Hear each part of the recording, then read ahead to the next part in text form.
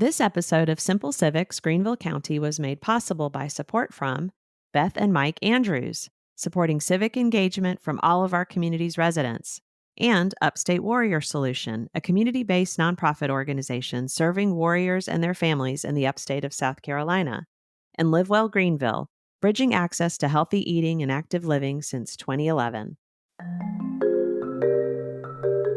On Tuesday, June 11th, South Carolina holds its statewide primary elections. I'm Katie Smith with Greater Good Greenville, and over the next several weeks, we are pleased to bring you interviews with most of the candidates in contested primary races for South Carolina House and Senate. Today, we feature candidates Tramaine Booker and incumbent Alan Morgan, who are running for House District 18, which generally covers northeastern Greenville County, including Greer. But first, a quick primer on why primaries are so important. The statewide primaries are when political parties choose their candidates to be on the ballot in the general election on November 5th, when we will also vote for president. This primary on June 11th will be for important offices like state legislature, which discusses things such as roads and bridges, education, taxes, abortion, and guns, our county sheriff, and our county council, which considers issues such as zoning, roads, public safety, and more. In the Greenville County area, we have 37 offices across the county that will be on primary ballots. For almost half of those, only one party had candidates that registered to run, meaning that practically speaking, the June 11th primary is the election. In South Carolina, we don't register to vote by party, and all primaries are open, meaning that you are free to vote either the Republican or Democratic primary ballot. Of course, there are other parties, but they do not have a primary in our state. We did an episode that explains how this works, and we'll link it in the show notes for you. District 18 had only Republican candidates file, so based on the outcome of the June 11th Republican primary, either Tramaine Booker or Alan Morgan will be the only candidate on the ballot in November and thus essentially the winner. If you want to see which district you live in and who will be on your ballot, you can check out the links on the episode page for a sample ballot from the South Carolina Election Commission.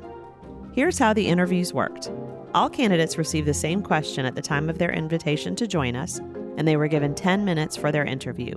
Candidates were allowed to bring along a companion, such as a campaign manager, family member, or friend, and to record our session themselves. There were no edits made to the interview. We've put links to the participating candidates' preferred internet presence on the episode page. First up is Tramaine Booker. I'm pleased to be joined by Tramaine Booker, who is running for South Carolina House District 18. Thanks so much for joining us, Tramaine. Yeah, thank you for having me. Great. Tell us about yourself and why you're running. Well, I'm Tramaine Booker, and I'm running to represent District 18 in the South Carolina House because I believe in service, community, and conservative principles. I was born and raised right here in Greer, where my journey began at a local Chick-fil-A, and I transitioned through a rewarding career in banking before I found my next calling in real estate, helping families secure their dream homes. And throughout my life, I've been a dedicated husband and father, and every professional choice I've made has been with the intention of bettering the lives of the people around me. And I understand the unique challenges and opportunities that face our community because I've lived them myself. And I'm running because I've seen firsthand the issues that our district faces, from the need for better infrastructure to the urgent requirements of our local businesses that are the backbone of our economy. And these aren't just policy points to me. They're real problems that affect real people.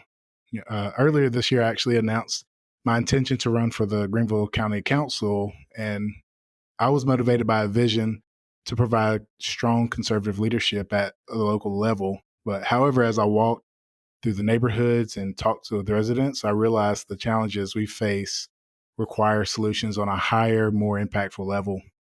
Issues like enhancing our public safety, improving our schools, and protecting our community values need a strong advocate in the State House. So my campaign is built on the foundation of strengthening our family and community integrity, driving economic growth through fiscal reform, modernizing our infrastructure with sustainable solutions, reforming education for excellence, and ensuring public safety and justice. These are pillars that are designed to reflect the values that we hold in District 18 and provide a roadmap for the kind of representation I aim to provide. Then running for office is more than seeking a position. It's about making a meaningful impact. I'm an outsider. I'm a political newcomer. I'm a common sense conservative reformer who will go to Columbia to get things done for District 18. I want to be a voice that champions bold reforms and serves as a unifying voice for our conservative values. I'm not a career politician. I'm a citizen who believes in action, and I'm ready to take the step to ensure our community's future is as bright as its people. Thank you. What do you believe are the biggest issues facing the constituents and the state? So, as I've knocked on doors, I've spoken to residents across the district, and several key issues consistently come up that are a deep concern to our community. Those issues are not only frequent topics of our conversation, but also the pillars of my campaign. So, one's public safety. One of the most pressing concerns is public safety. Our law enforcement officers and first responders are the backbone of a safe community, and they deserve our respect and support. And I'm committed to fighting for better pay for those brave men and women and advocating for tougher sentences for violent criminals and repeat offenders. It's essential that we keep our neighborhoods safe and secure, ensuring that criminals do not have easy access to firearms and that every school has the funding to hire school resource officers. Another is education reform. Another significant issue of the state is our education system. So one size fits all approach is failing our children. I strongly support empowering parents through expanded school choice, allowing them to decide the best educational pathways for their children, whether it's public, private, or charter schools. We need to overhaul our curriculum standards to ensure our students are prepared for real world success and provide our educators with the resources they need to excel. Another is economic growth and job creation. Economic growth is so crucial. With my background in finance and real estate, I understand the challenges small businesses face. I plan to reduce those hurdles, foster a more business friendly environment, and encourage innovation, which all are key to job creation and economic prosperity. A few more conservative values and family integrity. The sanctity of family and our conservative values are under threat by radical policies. I stand against policies that would harm our children or erode our traditional values, such as the inclusion of boys and girls sports or the ability of transgender reassignment treatments for minors. Protecting our children from obscene content online and ensuring fair competition in sports is paramount. And illegal immigration and drug trafficking. Finally, the issue of illegal immigration and drug trafficking, particularly fentanyl, are critical for security and health in our communities. I'm dedicated to supporting stronger enforcement measures to secure our borders and increase penalties for those convicted of trafficking dangerous drugs like fentanyl. Each of the issues that I mentioned is vital, not just to the well-being of our district, but to the broader future of South Carolina. In Columbia, I will work tirelessly to address these challenges comprehensively, ensuring that our district and our state are places where every resident can thrive. Thank you. What would be your priorities if elected this year? So, if elected to represent District 18 in the South Carolina House, my immediate priorities would align closely with the concerns that I've heard from my residents in the area, where I believe that I can make the most significant impact. So, one of those is economic development and support for small businesses. Our first priority will be to drive economic growth by supporting our local businesses. This includes reducing regulatory hurdles, fostering a business friendly environment, and encouraging innovation. Small businesses are the heart of our community and the key to job creation. And I will work to ensure that they have the resources that they need to flourish. Another is public safety enhancements. Another top priority is enhancing public safety, which means advocating for increased funding for law enforcement and first responders to ensure that they are well compensated and equipped. I'll also push for tougher penalties for serious crimes, especially for violent criminals and repeat offenders, and ensure that our schools are secure by funding school resource officers. Another is education reform. Education will also be a key focus. I'm committed to advocating for school choice, providing parents with the power to choose the best educational settings for their children, whether it's in public, private, or charter schools. I will work to overhaul curriculum standards to better prepare our students for the challenges of the future and expand vocational training to align education with the evolving job market.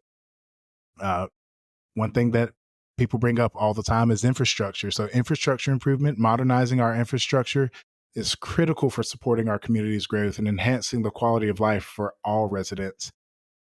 I'll advocate for strategic investments in our roads and bridges and public utilities to keep pace with our expanding needs while preserving the natural beauty of our region. And finally, I just want to uphold conservative values and family integrity. Um, I'll steadfastly uphold and protect our conservative values and the sanctity of family. That includes standing against policies that threaten the integrity of girls' sports and opposing any policies that allow gender reassignment treatments for minors. I believe in preserving the traditional values that our community holds dear. And these priorities are not just campaign promises, they are commitments to action. And I am determined to see them through and ensure that our beloved district and state not only grows but thrives under conservative leadership that listens and acts on behalf of its constituents. Thank you. We have a little bit of time left. Is there anything else you'd like listeners to know? Yeah, and I think it's worth repeating. I'm a political outsider. I'm a newcomer. I'm a common sense conservative reformer who will go to Columbia to get things done for District 18. I'm going to champion bold reforms and serve as a unifying force for our conservative values. I'm not a career politician. I'm a citizen who believes in action, and I am ready to take this step to ensure the community's future is bright as its people. Well, Tramaine, thanks so much for joining us, and thanks so much for your willingness to serve the people of our state. Yeah, thank you for having me. Next up is Alan Morgan. I'm so glad to be joined by Alan Morgan, who's running for re-election for the South Carolina House of Representatives, District 18. Thanks so much for joining me, Alan. Yeah, glad to be here. Thank you. Tell us about yourself and why you're running for re-election. Yeah, so as you said, my name's Alan Morgan. I decided to run for the state house because my brother Adam Morgan was serving over in Taylor's. He represents Taylor's, east side of Greenville, and he had kind of told me what was going on in Columbia. We have a legislature in Columbia that is Republican. It's Republican controlled, but the voting records don't always match with what the makeup of the body is. So the best way to say that is if you look at several of the different metric rating systems for our state government, we consistently have one of the most purple legislatures. That's kind of a blend of blue and red, as we call it. The records tend to skew more towards the middle, but if you look at the makeup of the legislators, the makeup of the districts, and the makeup of the voting population in South Carolina, we have one of the most conservative voting populations in the nation. So Adam went down there about 6 years ago, and he started serving, and he looked around and said, I think I went around and knocked on doors. I talked to people about what I was going to run for, why I wanted to serve in the legislature. And people told him consistently, hey, we want somebody who's going to go down there and do what they say they're going to do. Uh, we make a lot of campaign promises. We go around and Adam knocked on 4,000 doors his first time around. I knocked on 3,000 doors when I decided to run. And we talk to people and we make promises about what we're going to do once we get elected. And when you do that, when you talk to voters, when you tell people, hey, this is what I'm going to do when I'm elected, this is what I'm going to hold to, it does something to you. It's hard to look somebody in the face, shake their hand, and say, "I'm going to do this," and then go down to Columbia and do something different. So he said when he got elected, that was his goal: stick to the Republican platform, stick to what he told his voters he was going to do, and basically be the same person once elected that he was before he got elected. And so he encouraged me to run as well once my representative retired for health reasons back in 2022. So I came in a special election. And that was my goal as well. From day one of running for office, going around knocking on 3,000 doors, talking to people. And then once I got in office, I will tell you exactly what I'm going to do. I'm not going to make bones about it. I'm not going to try to dissuade you or tell you something different. I will tell you what I will do. I will vote the way I say I'm going to vote. And for me, that is following the Republican Party platform and being as conservative as I can be. Thank you. What do you believe are the biggest issues facing our state? Oh, we've got a ton, sadly, and part of that goes back to we have a culture that's kind of been left over from a lot of mistakes made in the past, and we're talking going back into um, even Reconstruction, post Reconstruction, into the Civil Rights era. South Carolina did not have a good record in that area.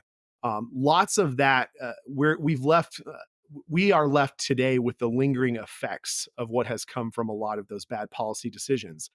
So, for example, we have one of the highest tax burden rates in the Southeast in South Carolina, um, far and above what most conservative states are at as far as tax burden goes. We have a crumbling road system. Our infrastructure is really, really struggling. A lot of that goes back to policies that were decided upon back in the 1950s, 60s, and 70s when the state of South Carolina decided that the majority of our roads needed to be state owned roads in order to get more money from the federal government. So South Carolina has one of the highest percentage wise state owned roads network system in the country. And that's a problem. The state simply cannot keep up with the demand to make sure that our roads are properly functioning, that our bridges are taken care of and functioning properly. So we've got to solve those problems.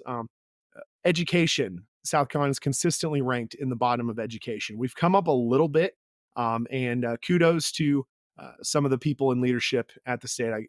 One area I can give them kudos on the last 7 or 8 years or so is we've started to make some changes there. We've increased teacher pay. We've reduced some of the burden of teachers in the classroom. But there's a lot more to do. We have to increase our education levels. We cannot consistently be ranked in the bottom 5 of the country like we have been in the past. So there's a lot of areas to look at. A pension system is one. Our pension system is incredibly underfunded. It's a looming crisis. We've got to figure out how to fund that. There are a lot of potential pitfalls in front of us. But at the same time, South Carolina's future is bright. When I look around and I see what's before us. I mean, the I-85 corridor here in the upstate, our port system down in Charleston, and our inland port up here, our rail system, just the advantages that we have from a business perspective, the fact that we're a right to work state leads to a lot of industry coming here. South Carolina is poised to become one of the leaders of the 50 United States as we move forward into this century. And so when I look around and see that, that brings me hope. I know our people are conservative. I know our people are ready to get to work and ready to take us to that next level. And so if we as legislators can hold to what we say we're going to do when we're elected, we get in there, we enact conservative policy, we cut taxes, we reduce spending, we put more money into the pocket of our people, we free up business to do business, cut government regulation, and allow our economy to really flourish. Fix education, fix our road systems. South Carolina has a fantastic future ahead of us. Thank you. What would be your priorities if reelected?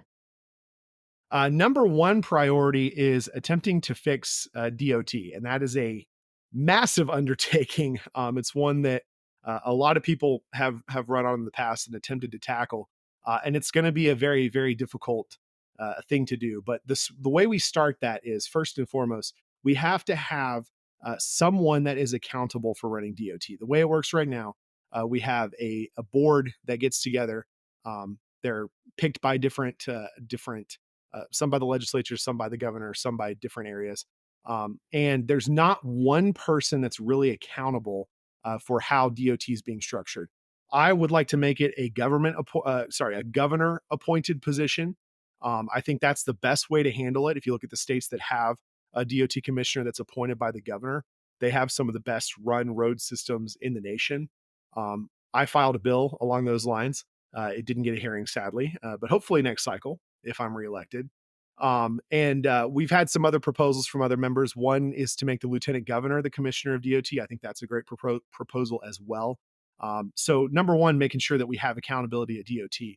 But number two, we got to fix that problem with the percentage of roads that are state-owned roads. That's a tough problem to tackle.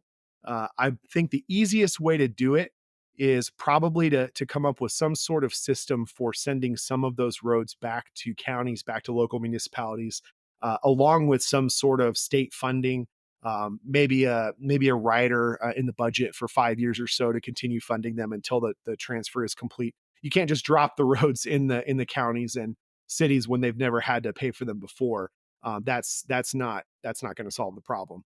But if we give them some sort of a